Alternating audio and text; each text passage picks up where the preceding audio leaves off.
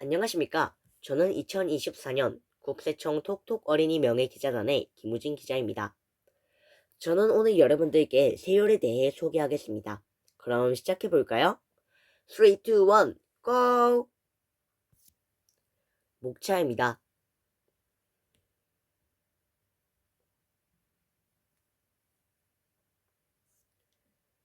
세율은 과세표준에 대하여 납부하여야 할 세액의 비율입니다. 즉, 수입, 물건 가격, 재산 가치 등에서 세금으로 내야 하는 금액이 얼마인지 정하는 기준인 것이죠.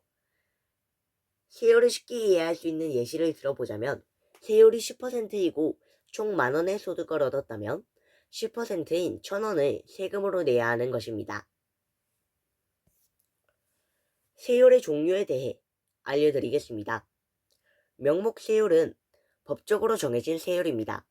실효 세율은 실제 납부한 세금이 소득에 차지하는 비율에 대한 세율입니다.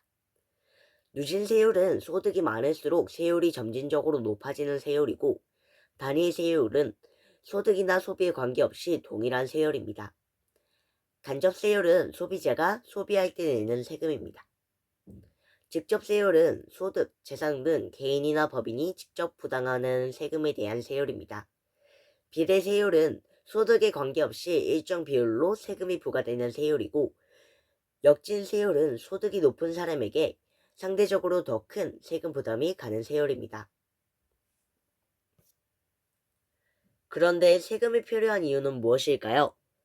첫째, 세금을 통해 학교, 도로, 병원 등의 공공 서비스를 유지시킬 수 있습니다. 둘째, 세율을 조정하여 경제 성장과 경기 안정을 유지시킬 수 있습니다. 셋째, 세금을 통해 부유한 사람에게 더 세금을 부과하고 저소득층을 지원합니다. 그럼 세율은 어떻게 정해질까요? 첫째, 경제 분석을 합니다. 국가의 경제 상황에 따라 세율 조정 필요성에 대해 평가합니다. 둘째, 정부의 예산 및 재정 목표에 맞춰 세율을 결정합니다. 셋째, 사회적 목표에 따라 세율을 설정합니다.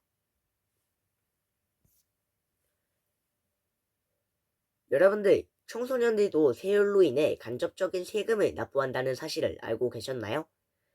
청소년들도 부가가치세에 대한 세율로 인해 간접적으로 세금을 납부할 수 있는데요. 부가가치세는 물건이나 서비스를 살 때 붙는 세금입니다. 이런 부가가치세의 세율은 10%인데, 부가가치세는 국가의 공공서비스와 복지에 사용되며 물건을 사며 간접적으로 납부하는 세금으로 청소년들도 세금을 납부할 수 있습니다. 그럼 대한민국의 여러 가지 세율에 대해 알아볼까요? 소득세는 개인의 소득에 따라 누진 세율이 적용됩니다. 세율은 6%에서 45%입니다. 법인세는 회사의 소득에 따라 차등으로 적용됩니다. 세율은 10%에서 22%입니다. 부가가치세는 대부분의 상품과 서비스에 적용이 되며 기본 세율은 10%입니다. 재산세는 주택과 토지의 가치를 기준으로 부과되고요. 세율은 0.15%에서 4%입니다.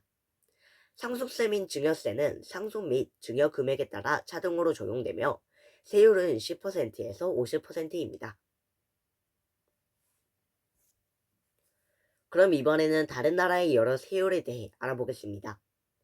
미국의 소득세는 10%에서 37%까지 누진 세율을 적용한다고 합니다. 독일의 상속세는 7%에서 50%까지 상속 금액에 따라 세율이 다르다고 합니다. 프랑스는 세대 간 자산 이동에 대해 상당히 높은 세율을 부과한다고 합니다. 최대 60%의 세율을 가지고 있습니다. 자, 오늘에는 스페셜 코너가 준비되어 있습니다. 바로 빈칸 메우기 퀴즈인데요.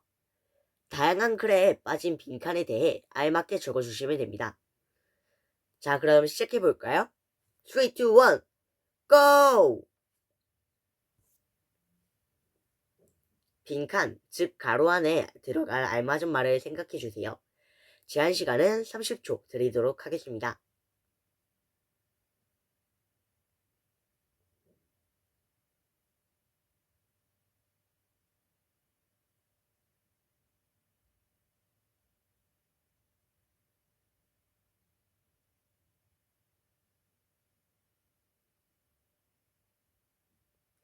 10초 남았습니다.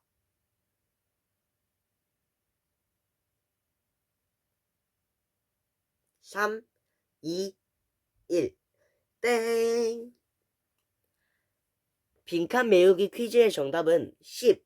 세율 조정 필요성, 과세 표준, 세액입니다. 모든 퀴즈를 맞추셨다면 여러분들에게 정말 대단하다고 박수 한번 쳐주세요. 정말 축하드립니다. 우와! 정말 대단해! 우와!